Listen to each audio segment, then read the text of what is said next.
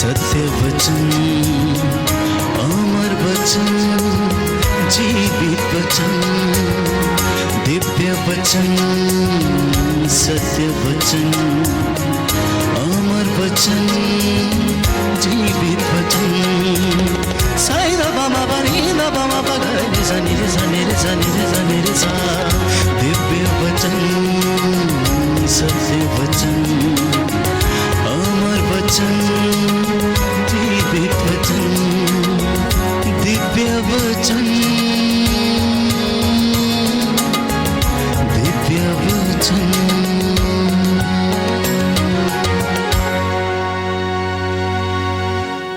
तू आ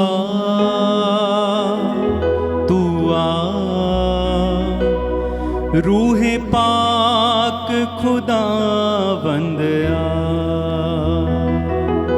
तू आ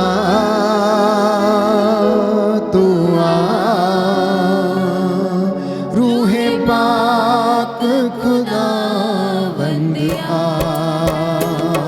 तू आ यस लॉर्ड, रूहे पाक खुदावंद आ। आमीन। तू आ रूहे पाक खुदावंद आ। ना सोना मांगू ना मांगू चांदी, तेरा चेहरा मैं तकता रहूं। यस लॉर्ड, ना सोना मांगू ना मांगू चांदी, तेरा चेहरा मैं तकता रहूं। ना हीरा मांगू ना मांगू मोती, तेरा चेहरा मैं तकता रहूं। ना हीरा मांगू ना मांगू मोती, तेरा चेहरा मैं तकता। गाइए गाइए मुंह खोल के सभी लोग। तू रूहे पाक खुदावंद आ। तू रूहे पाक खुदावंद आ।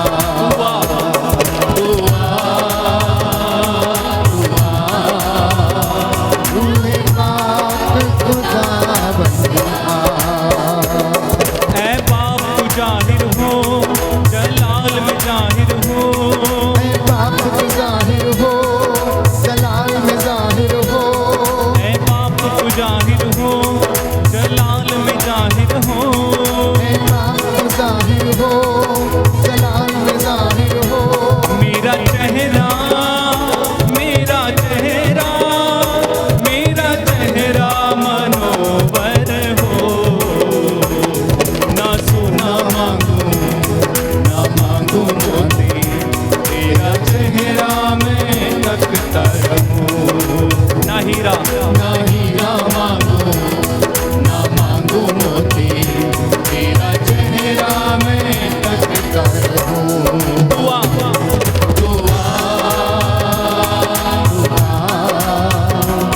रूहे पाक खुदावंद आ। तू रूहे पाक खुदावंद आ।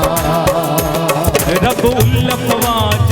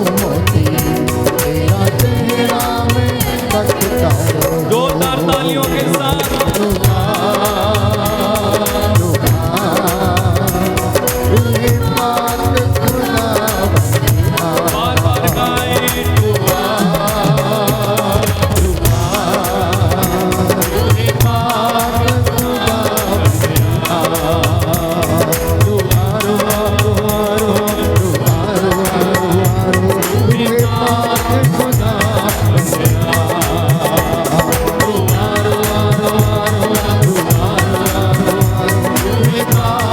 रूहे पाक खुदा गाइए गाइए गाइए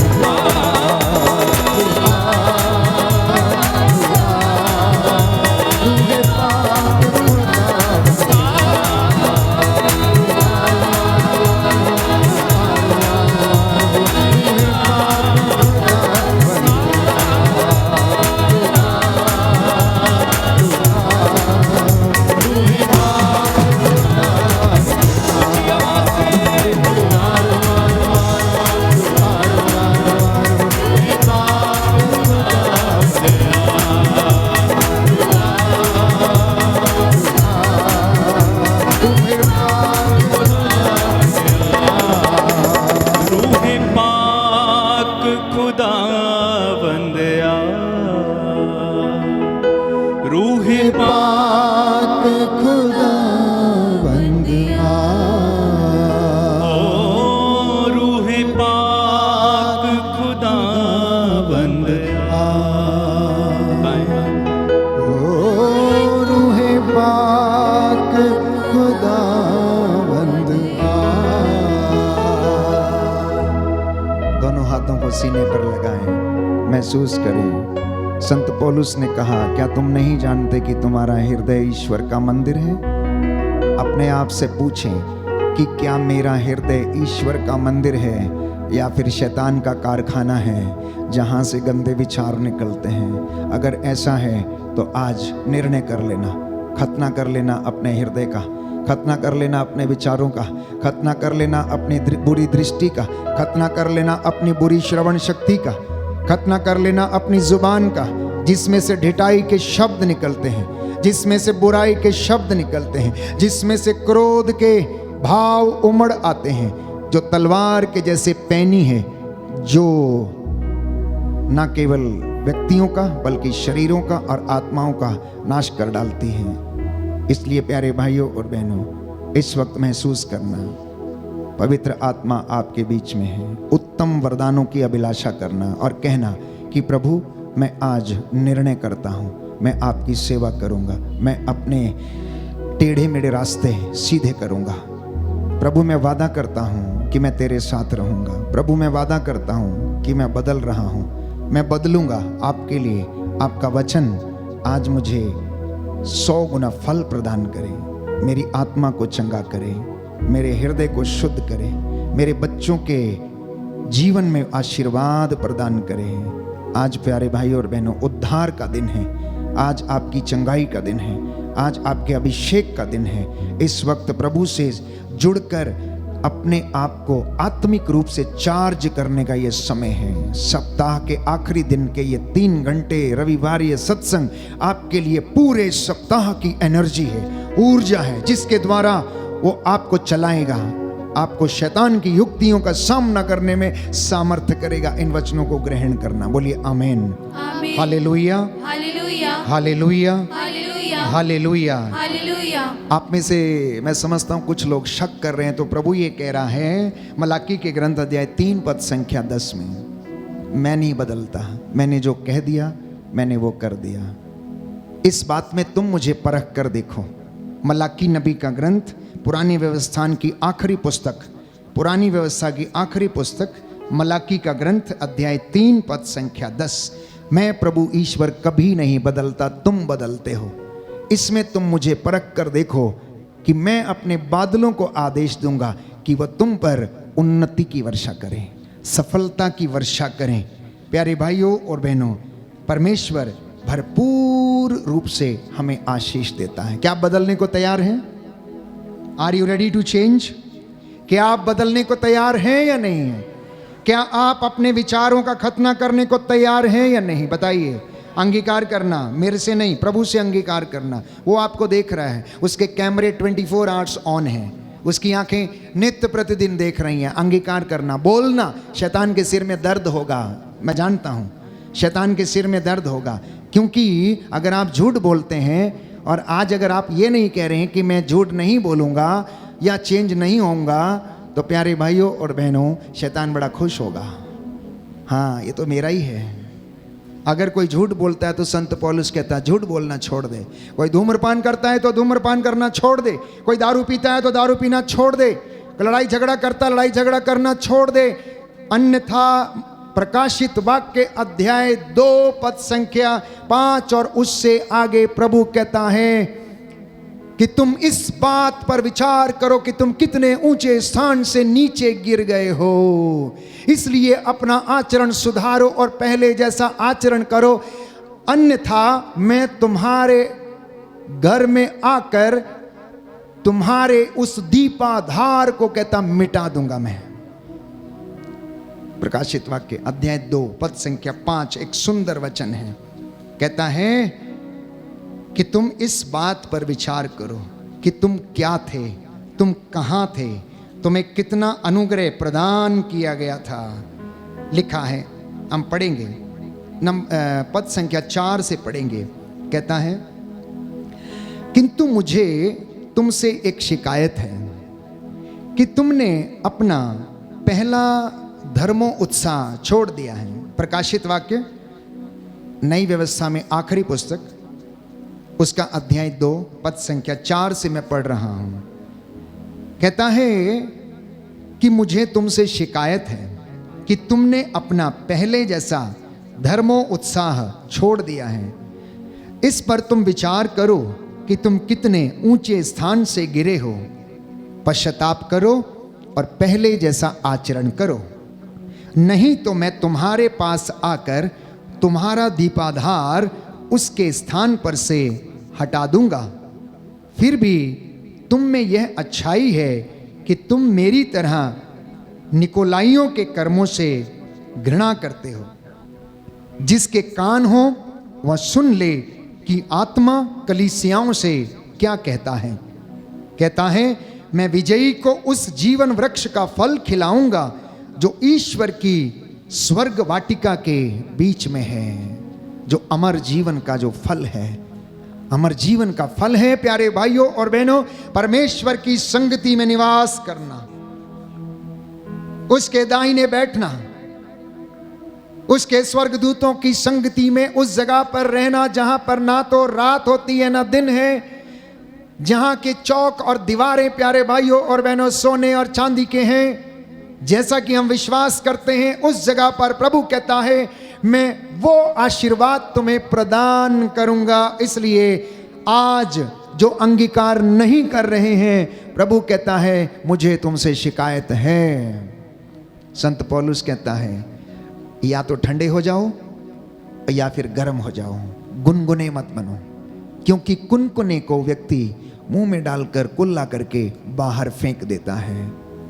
इसलिए या तो तुम गर्म रहो और या फिर बिल्कुल ठंडे हो जाओ। Hallelujah, hallelujah, hallelujah. हालेलुया। यीशु की स्तुति हो, यीशु को धन्यवाद, यीशु की आराधना हो, यीशु की महिमा हो, यीशु को धन्यवाद, यीशु को धन्यवाद। Hallelujah, hallelujah, hallelujah. हालेलुया। आज का जो मुख्य विषय है जिस पर मैं बात करने जा रहा हूं प्यारे भाइयों और बहनों, कि ईश्वर हमारे हृदयों को बदल देता है, वो हमारे जीवन को बदल देता। ध्यान पूर्वक आप आज का वचन सुनना। एक घटना से मैं शुरू करूंगा।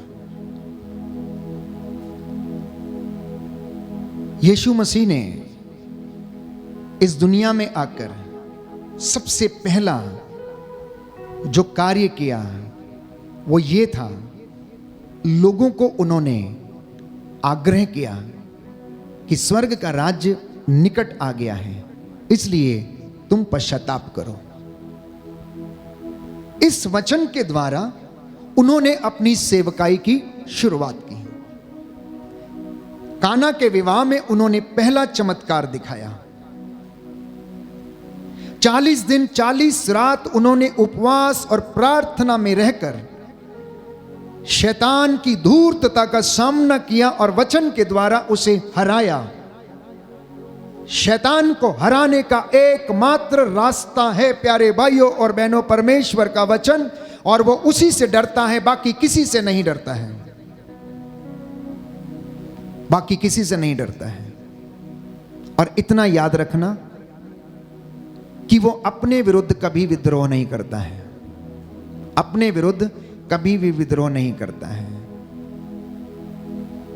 अगर वो किसी चीज से डरता है, उपवास से, प्रार्थना से, वचन से, तपस्या से, आत्मत्याग से, आपका जो दृढ़ विश्वास है उससे, और आपका जो धर्मो उत्साह है उससे, वो इन चीजों से डरता है। और आप और मैं जो दिन रात अंधकार की शक्तियों से जूझ रहे हैं, जैसा कि इफिसियों के पत्र अध्याय 6 पद संख्या 10 और उससे आगे लिखा हुआ है कि हमारी लड़ाई आकाश की दुष्ट आत्माओं से है, हमारी लड़ाई मनुष्यों से नहीं है। आपकी लड़ाई आपकी मां से, आपके बहन, आपके भाई से नहीं है, परंतु ये अंधकार की शक्तियां जो हमें लड़ाती हैं, नकारात्मकता की ऊर्जा जो हमारे अंदर ईर्ष्या, द्वेष, घृणा पैदा करती है, इसके द्वारा लड़ाई झगड़ा होता है, इसके द्वारा लड़ाई झगड़ा होता है। इसलिए प्रभु यीशु बार बार कहता, विनम्र बनो, शांति की साधना करो, प्रायश्चित करो, मेल मिलाप करो, सहन करो, क्षमा करो, क्षमा करो। शैतान नहीं चाहता है कि आप ऐसा हो, इसलिए वो इंसान से पाप पर पाप कराए जाता है और उसके शरीर को तो नष्ट करता, लेकिन उसका जो मेन उद्देश्य है वो आपकी आत्मा को नष्ट करना है, क्योंकि वो जानता है कि ईश्वर आत्मा को बचा सकता है। वो जानता है कि परमेश्वर आपकी आत्मा को बचा सकता है। परमेश्वर के लिए कुछ भी असंभव नहीं। इसलिए मैंने कई मर्तबा आपसे पूछा कि अगर कोई व्यक्ति नरक में गिर गया है तो आप बताइए कि परमेश्वर उसको वहां से बचा सकता है या नहीं सकता, बताइए। अगर कोई व्यक्ति नरक में है तो आप बताइए परमेश्वर उसको बचा सकता है या नहीं सकता? कोई जवाब नहीं। बताइए, बताइए बचा सकता है नहीं सकता है? अवश्य बचा सकता है प्यारे भाइयों और बहनों, और वो उसकी दया होगी, वो उसकी करुणा होगी। अपनी करुणा और दया के तहत वो उसको उठाएगा और निकाल कर लाएगा, अन्य किसी आवश्यकता के कारण नहीं, अन्य किसी आवश्यकता की नहीं। वो आपको चाहे तो वो नरक से भी निकाल सकता, लेकिन उसके लिए मुझे और आपको प्रयास करते रहने की आवश्यकता है। तो इसलिए शिकायतें करना छोड़कर, मैं जानता हूं कि हर व्यक्ति के घर में आज कोई ना कोई समस्या है, कोई ना कोई बीमारी है, आर्थिक तंगी है, कर्ज है, अनेक प्रकार की समस्याएं हैं वहां पर। इसी तरह से एक घर में एक समस्या थी कि एक पत्नी का पति बहुत ज्यादा शराब पीता था, घर में तोड़ फोड़, इतनी उलझन, इतना लड़ाई झगड़ा, और घर में बहुत ज्यादा परेशानी थी, चिंता थी। और पति के इस खराब व्यवहार के कारण वो पत्नी भी तंग आकर उसे रोज कोसती थी, रोज गालियां देती थी, रोज उसके विरुद्ध अपशब्द कहती थी। प्यारे भाइयों और बहनों, एक दिन वो तंग आकर पुरोहित के पास गई और अपना दुखड़ा उन्हें कह सुनाया। पुरोहित ने उसे बहुत सारी सलाह दी और कहा कि तुम धैर्य रखो। वो गई अपने घर में, प्रार्थना करना शुरू किया, उपवास करना शुरू किया, लेकिन कुछ हो नहीं रहा था। फिर से जाती है, कहती है मैंने 9 उपवास रखे, मैंने प्रार्थना किया, फादर जी कोई असर नहीं हुआ है। फादर ने फिर बोला कोई बात नहीं, तुम जाओ, तुम जाओ, तुम प्रार्थना करती रहो। और इसके बाद वह फिर गई, बहुत कड़ी तपस्या की उसने, करती रही, प्रार्थना करती रही प्यारे भाइयों और बहनों, लेकिन पति में कोई बदलाव नहीं था। और फिर जाती हैं और फादर जी से कहती हैं, फादर जी बहुत प्रार्थना किया मैंने, लेकिन मेरा पति नहीं बदला है, लेकिन हाँ एक बात जरूर है, मैं बदल गई हूं। कहती है मैं बदल गई हूं। पुरोहित पूछता कैसे? मुझ में यह बदलाव आया है प्रार्थना करने, उपवास करने और वचन पढ़ने से कि मैं जो अपने पति से ईर्ष्या करती थी अब नहीं करती हूं। मैं उससे नफरत करती थी, अब मैं वो नफरत नहीं करती हूं। मैं उससे बात नहीं करती थी, लेकिन अब मैं उससे बात करती हूं। पहले मैं उसकी हर बात पर गुस्सा करती थी, लेकिन अब मैं ये समझ गई हूं कि ये उसकी कमजोरी है, ये उसकी बीमारी है, तो इसलिए अब मैंने गुस्सा करना छोड़ दिया। जब वो गाली देता है, डांटता है, तो मैं दूर हट जाती हूं। अब मुझ में सहन शक्ति आ गई है और पहले मुझ में सहन शक्ति नहीं थी। छोटी छोटी बातों में मैं उसे ताने मारा करती थी, लेकिन अब मैंने उसे ताने मारना छोड़ दिया है। अपेक्षाएं पूरी नहीं होती थी तो मैं उस पर दोष लगाती थी और ना जाने उसको मैं क्या क्या कहती थी, लेकिन प्रार्थना करने से वो तो अभी नहीं बदला, मैं बदल गई हूं, मैं बदल गई। पुरोहित ने कहा कोई बात नहीं, आप फिर से प्रार्थना करो, आप जाओ, आप उपवास करो, दिन रात प्रभु के सामने हाथ उठाकर, घुटना टेक कर प्रार्थना करना। प्यारे भाइयों और बहनों, वो फिर से जाती हैं, उसके लिए प्रार्थना करना शुरू कर देती हैं। अब उसने अपने रास्ते बदल दिए थे। पहले क्या करती थी, पति रात को देर से आता था तो दरवाजा बंद करके सोती थी, रोटी गरम नहीं करके देती थी, खाना नहीं गरम करके, क्योंकि वो लेट दारू में धुत आता था। अब क्या हुआ, अब वो दरवाजा खोल कर सोती थी कि जब वो आएगा तो दरवाजा खुला हुआ मिलेगा और घर में प्रवेश करेगा। थोड़े दिन यूं ही चलने लगा, इस तरीके की बातें होने लगी। उनके छोटे बच्चे थे, पिताजी का जन्मदिन था, उन्होंने उनका जन्मदिन मनाने की सोचा और प्रार्थना करते रहे। उसकी छोटी बेटी थी, सुबह बाहर जाते समय उस बेटी ने कहा, पिताजी आज आप मुझसे वादा करिए कि आप मैं जो भी मांगूंगी आप मुझे दोगे। तो उसने बोला, बेटी मांगो, क्या मांगोगी? बोले, आज शाम को आप जल्दी घर आ जाना। पिताजी ने कहा ठीक है, मैं आ जाऊंगा। बच्चों ने और मम्मी ने टेबल सजाया, उसके ऊपर केक सजाया, सब कुछ सजा के रखा हुआ था।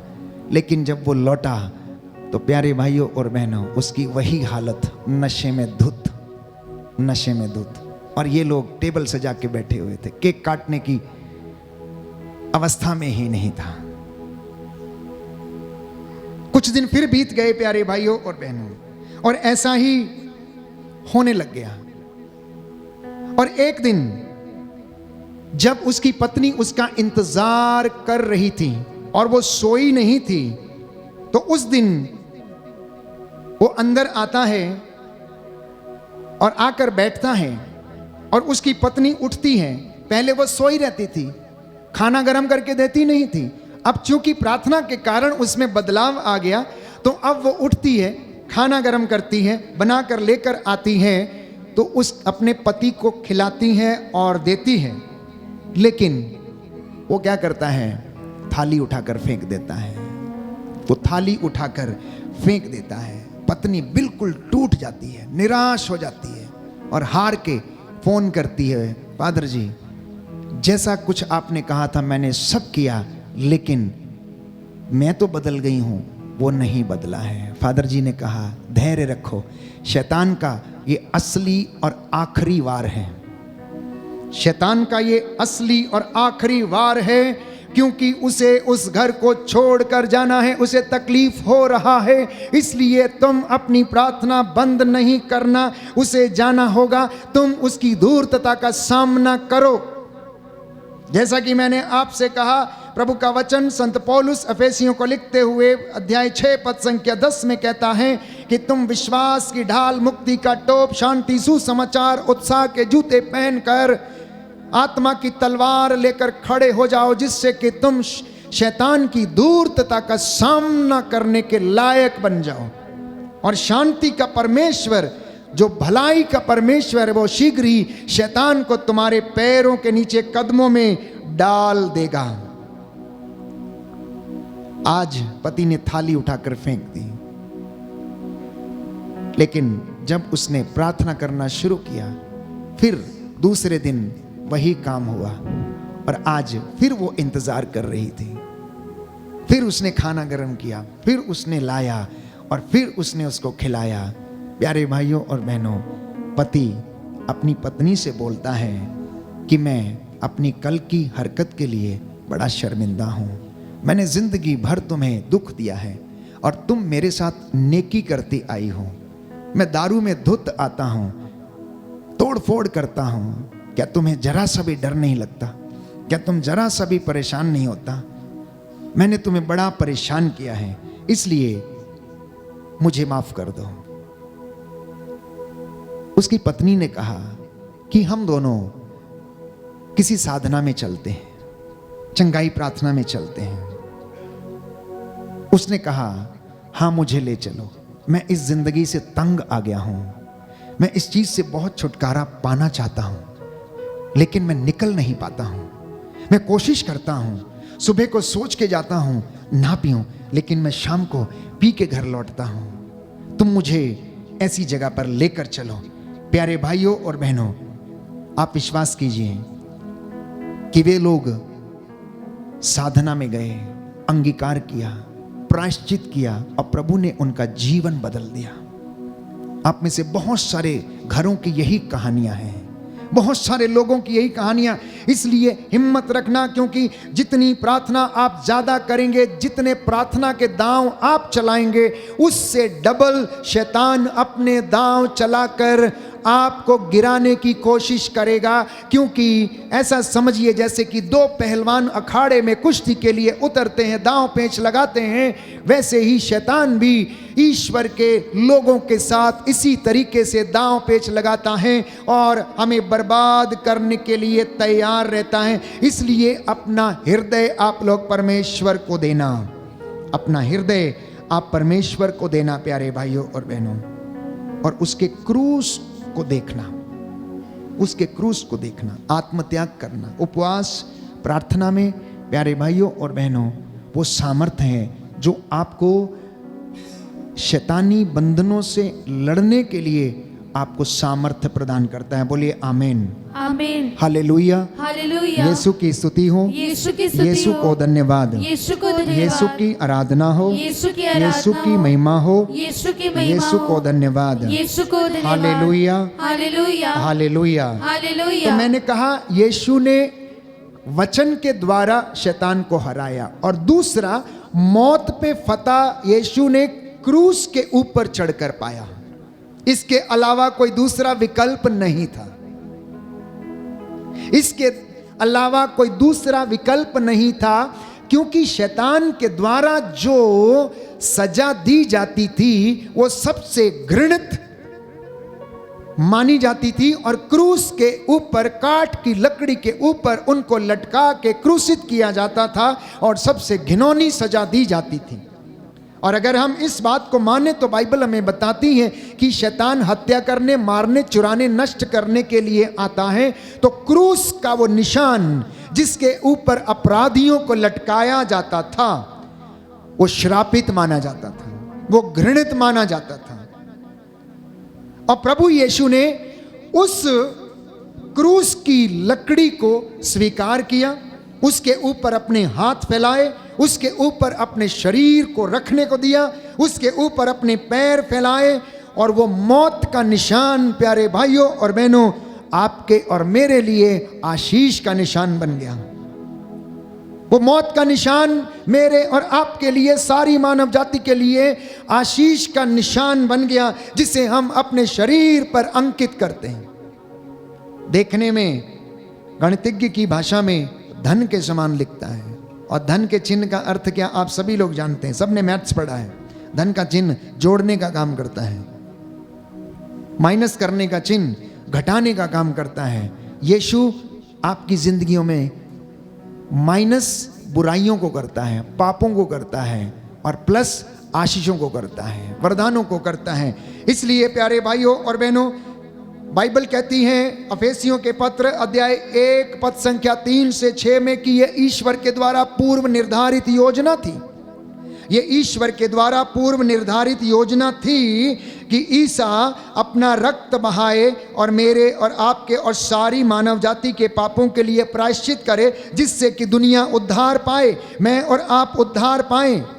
मैंने कहा कि लोग चंगाइयों के पीछे दौड़ते हैं, जाइए चंगाइयों के पीछे जाइए, नो प्रॉब्लम, लेकिन वचन को अंगीकार कीजिए, वचन को स्वीकार कीजिए। चंगाई वचन देता है। बाइबल में लिखा है, प्रज्ञा ग्रंथ अध्याय 16 पद संख्या 12 में लिखा हुआ है, तुम्हें किसी जड़ी बूटी के लेप से स्वास्थ्य लाभ नहीं हुआ, परमेश्वर के शब्द ने तुम्हें चंगा किया है। परमेश्वर के शब्द ने तुम्हें चंगा किया है। अगर आपकी किताब में यह ना लिखा हो कि तुम्हें चंगा होना है तो आप चंगे नहीं होंगे। परमेश्वर आदेश ना दे तो आप चंगे नहीं होंगे। परमेश्वर डॉक्टर को वो ज्ञान ना दे कि इसका ऑपरेशन कैसे करना तो आप चंगे नहीं होंगे। गलत नस कट जाएगी, गलत नस कट सकती हैं और हमारा अंत हो सकता है। इसलिए प्यारे भाइयों और बहनों, इस योजना को यीशु मसीह ने पूरा किया। अफेसियों का पत्र अध्याय 1 पद संख्या 7 से 10 में वचन हमें बताता है कि उस मुक्ति की योजना को यीशु मसीह ने पूरा किया और आज मैं और आप उसकी कृपा के पात्र बने हुए हैं। इसलिए यीशु के पास लौटना मेरा और आपका कर्तव्य है। अपने पापों के लिए प्रायश्चित करना, इसके लिए मेरा और आपका कर्तव्य है, ताकि उन आशीषों से हम वंचित ना रहें, बल्कि उन आशीषों में हम जिएं, उन आशीषों में हम चलें, आपके घर में उसकी बरकत आए। वचन पढ़ेंगे हम अफेसियों के पत्र से अध्याय 1 से कुछ वचन मैं आपके साथ साझा करना चाहता हूं, ताकि हमें इन वचनों का ज्ञान हो और पता लगे। 3 से 6 पहले हम पढ़ेंगे। अफेसियों का पत्र अध्याय 1 पद संख्या 3 से 6। धन्य है हमारे ईसा मसीह का ईश्वर और पिता, उसने मसीह के द्वारा हम लोगों को स्वर्ग के हर प्रकार के आध्यात्मिक वरदान प्रदान किए हैं। दाहिना हाथ उठाकर अंगीकार कीजिए और याद कीजिए, हालेलुया हालेलुया। अफेसियों का पत्र अफिसियों का पत्र अध्याय 1 पद संख्या 3। संख्या 3। धन्य है हमारे प्रभु ईसा मसीह का ईश्वर और पिता, धन्य है हमारे प्रभु ईश्वर और पिता, उसने मसीह द्वारा हम लोगों को स्वर्ग के हर प्रकार के आध्यात्मिक वरदान प्रदान किए हैं। Hallelujah hallelujah hallelujah hallelujah. वचन संख्या 6। अपने अनुग्रह की महिमा प्रकट उसने की और वह अनुग्रह हमें उसके परम प्रिय पुत्र द्वारा मिला है, जो अपने रक्त के द्वारा हमें मुक्ति अर्थात अपराधों की क्षमा दिलाते हैं। जो अपने रक्त के द्वारा हमें अपराधों की और पापों की क्षमा दिलाते हैं। क्योंकि पुरानी व्यवस्था में यह धारणा थी, विश्वास किया जाता था कि पापों की क्षमा के लिए लहू का बहाया जाना अनिवार्य है, बलि चढ़ाई जानी अनिवार्य है।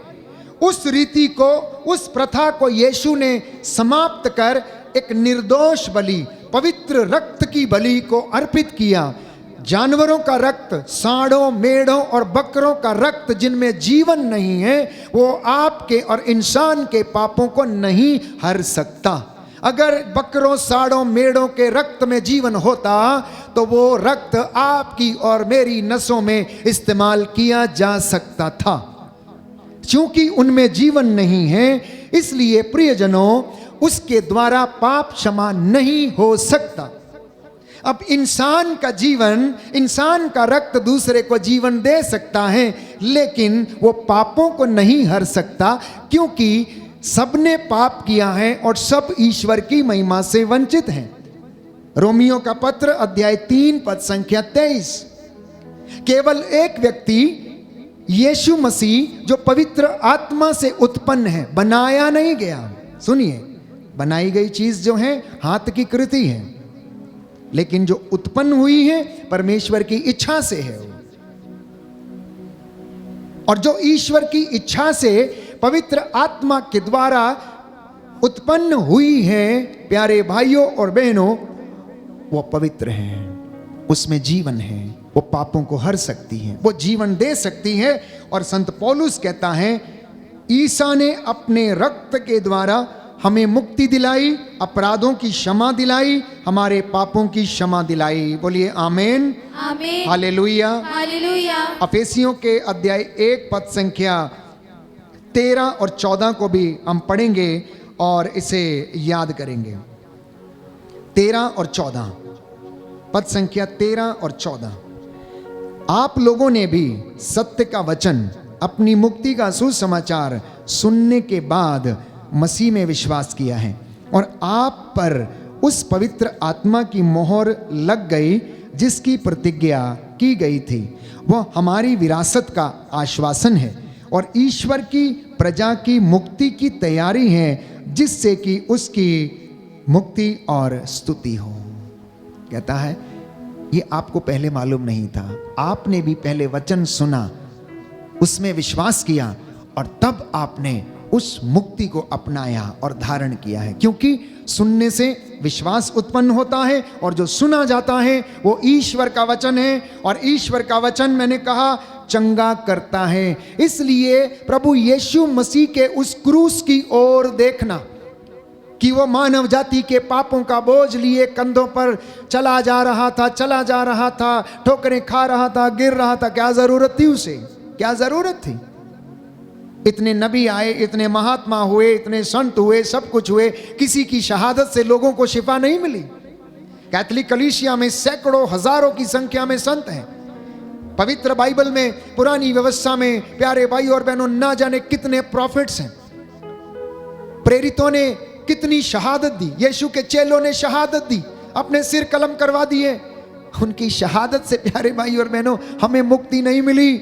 उनकी शहादत से विश्वास की नींव तो डाली गई, लेकिन पापों की क्षमा नहीं मिली, हमें गुनाहों से शिफा नहीं मिली।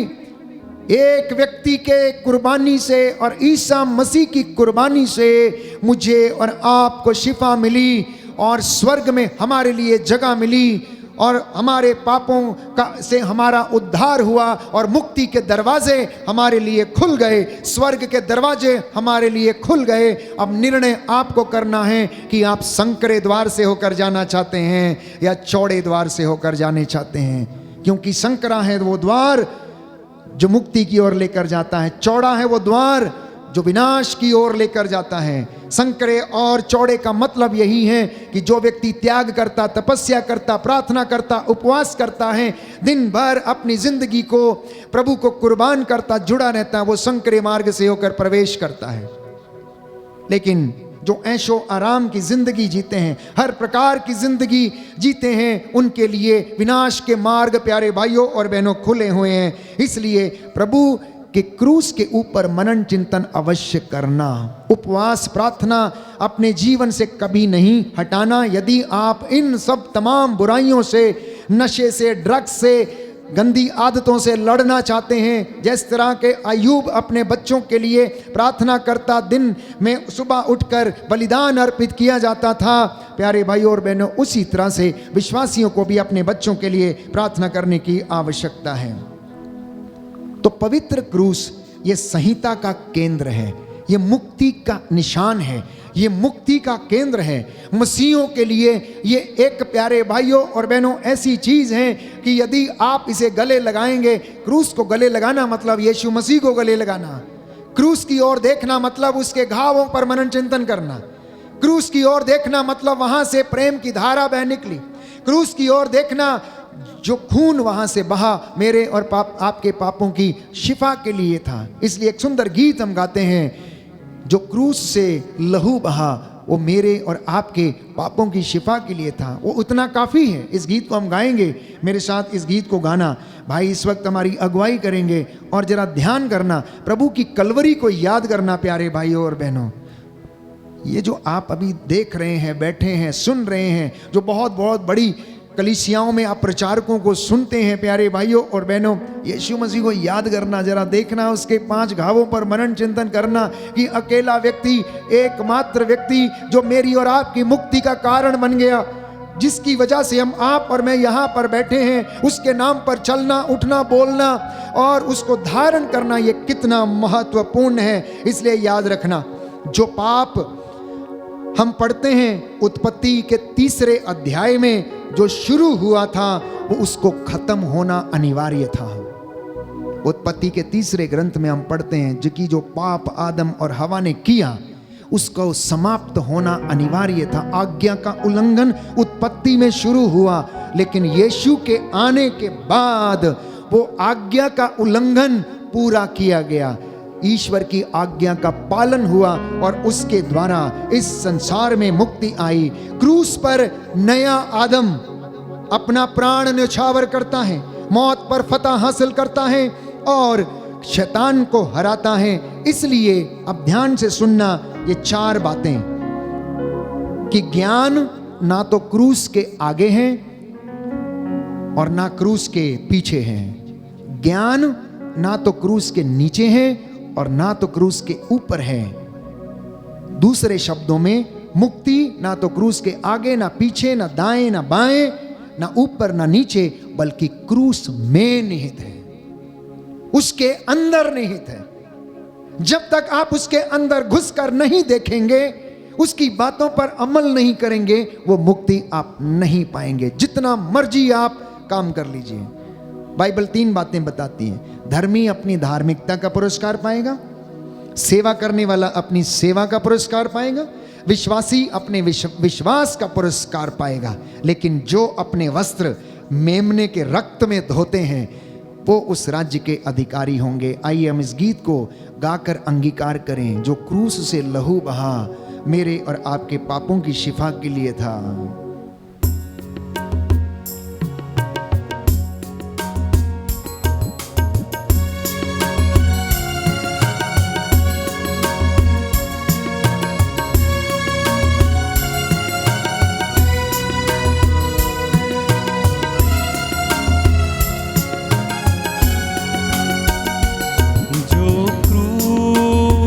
से लहू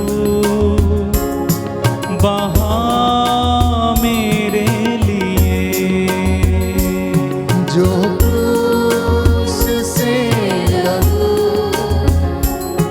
बहा मेरे लिए, जो क्रूस से लहू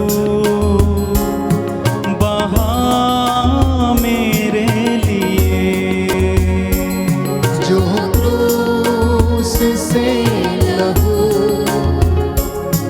बहा मेरे लिए,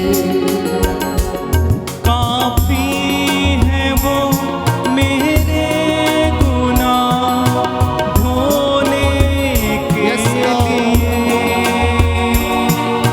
काफी है वो मेरे गुनाह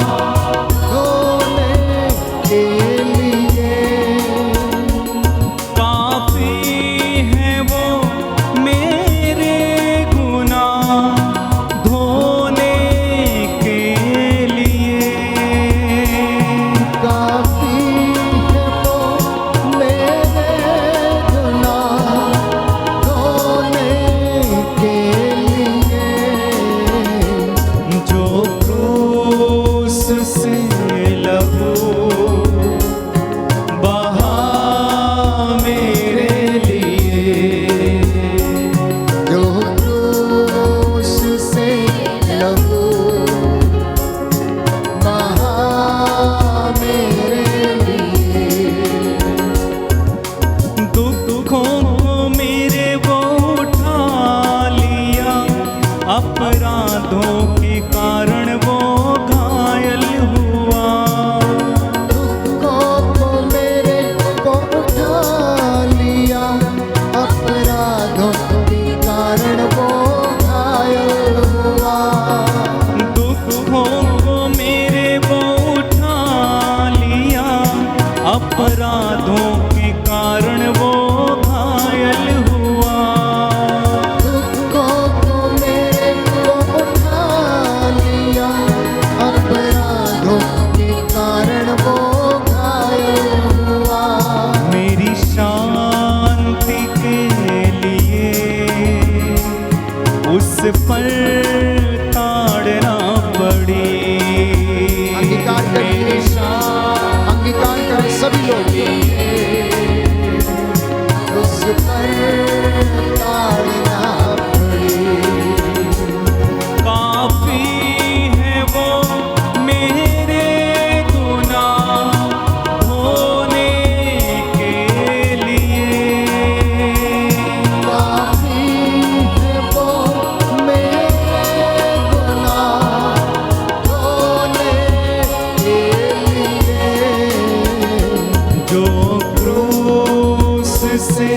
लहू बहा मेरे लिए, जो क्रूस से लहू बहा मेरे लिए। कटोरे को उसने उठा कर कहा, मेरे लहू में यही एक नई वाचा। कटोरे को उसने उठा कर कहा, मेरे लहू में यही एक नई वाचा। कटोरे को उसने उठा कर कहा, मेरे लहू में यही एक नई वाचा। कटोरे को उसने उठा कर कहा, लहू में यही एक नई वाचा। जो बहाया है यहाँ तेरे गुनाह के लिए, जो बहाया है यहाँ तेरे गुनाह के लिए। मेरे गुनाह के लिए। काफी है वो मेरे गुनाह धोने के लिए। काफी है वो मेरे गुनाह धोने के लिए। जो क्रूस से लहू बहा मेरे लिए, जो क्रूस से लहू बहा मेरे लिए। बहा मेरे लिए। बहा मेरे लिए। जी हाँ प्यारे भाई और बहनों, प्रभु जीवन बदलता है, मनों को बदलता, मैंने कहा परिवारों को बदल देगा।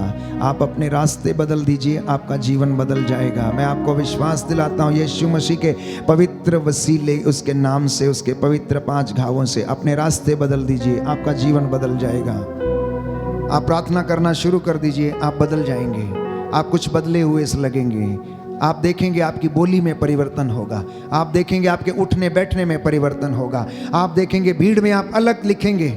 लोग आपसे कहेंगे आप बदल चुके हैं, क्या हो गया है, आप में बदलाव आ गया है, ऐसा कैसे हो गया है। लोग आपसे पूछेंगे। प्यारे भाइयों और बहनों, मैं आपसे कहता हूँ, आप करके देखिए, इस सलीब को अपने गले पर लगा कर देखिए, इसके ऊपर विश्वास करके देखिए, इसमें जीवन है, इसने हमें जीवन दिया है। प्यारे भाइयों और बहनों, ये हमारा उद्धार करता है जिसने लहू बहाया है।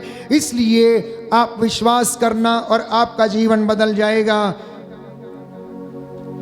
क्रूस खोए हुए अधिकार को फिर से प्राप्त किया है। जानते हैं आप, आदम और हवा ने अदन वाटिका में यीशु की संगति में रहने का अधिकार जो था वो खो दिया था, इसलिए वो अदन वाटिका से बाहर निकाल दिए गए थे। उनको अभी कोई अधिकार नहीं था परमेश्वर की संगति में रहने का। क्रूस के द्वारा वो अधिकार यीशु मसीह ने फिर से प्राप्त किया कि मैं और आप उसके बेटे और बेटियां कहलाएं और उसकी संगति में जुड़ें, उसकी संगति में रहें।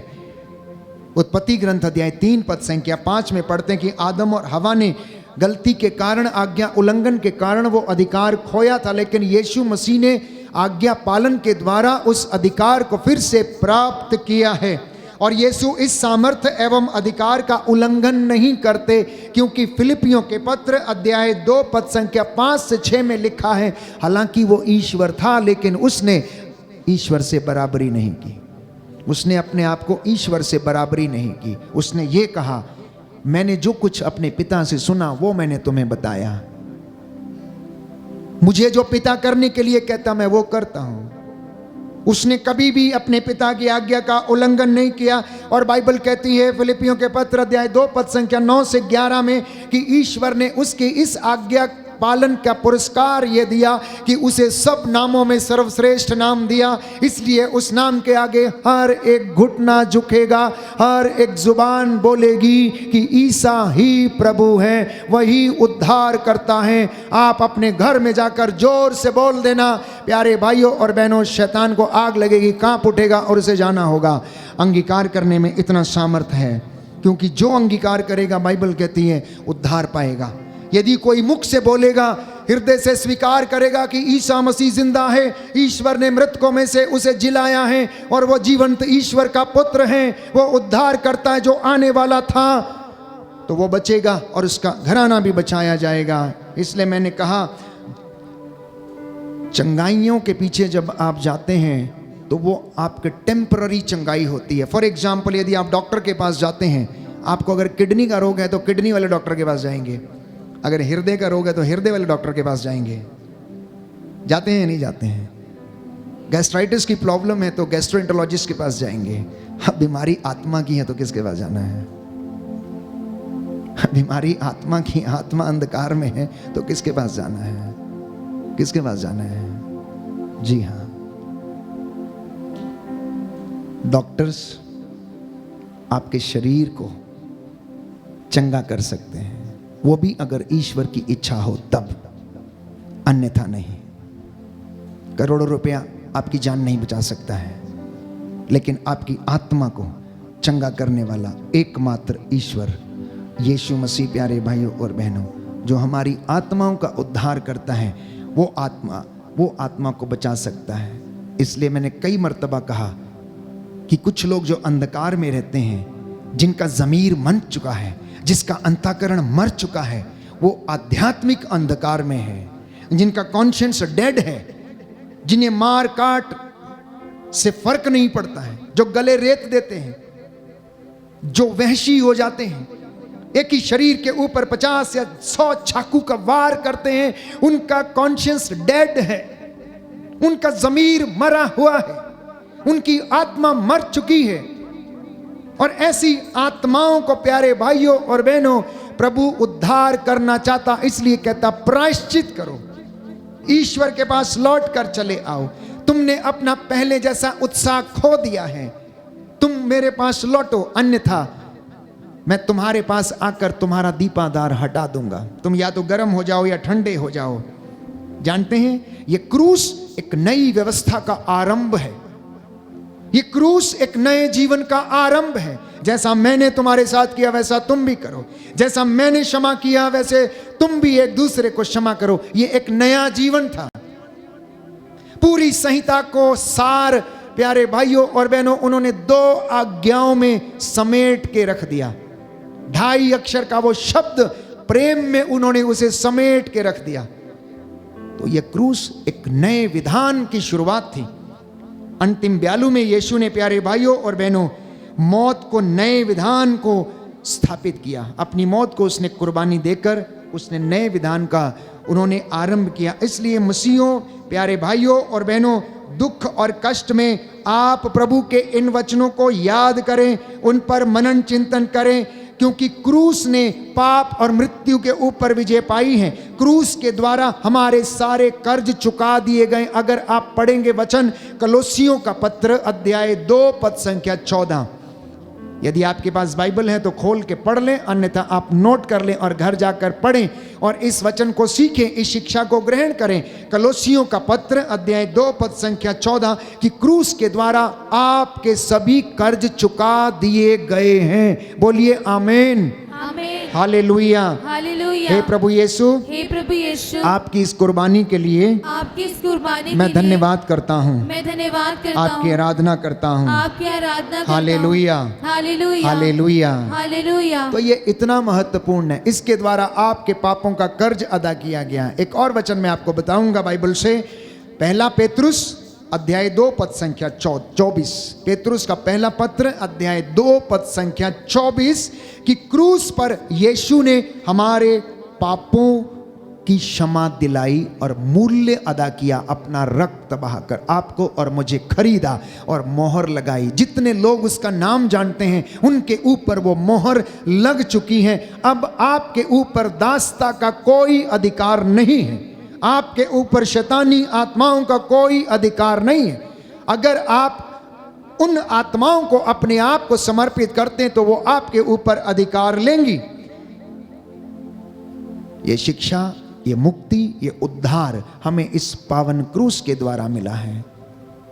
और जो इसको नहीं जानते उनके लिए यह शिक्षा बाइबल कहती है मूर्खता की शिक्षा है। अगर आप कुरिन्थियों का पहला पत्र अध्याय 1 पद संख्या 23 में पढ़ेंगे तो लिखा है, इस संसार के लिए क्रूस जो है मूर्खता की शिक्षा है, इसलिए आपकी बातों पर वो विश्वास नहीं करते, इसलिए आपकी बातों पर विश्वास नहीं करते, क्योंकि उन्होंने अभी तक इस वचन को समझा नहीं, जाना नहीं, अनुभव नहीं किया, इसलिए मनगढ़ंत बातें करना उन्हें अच्छा लगता है।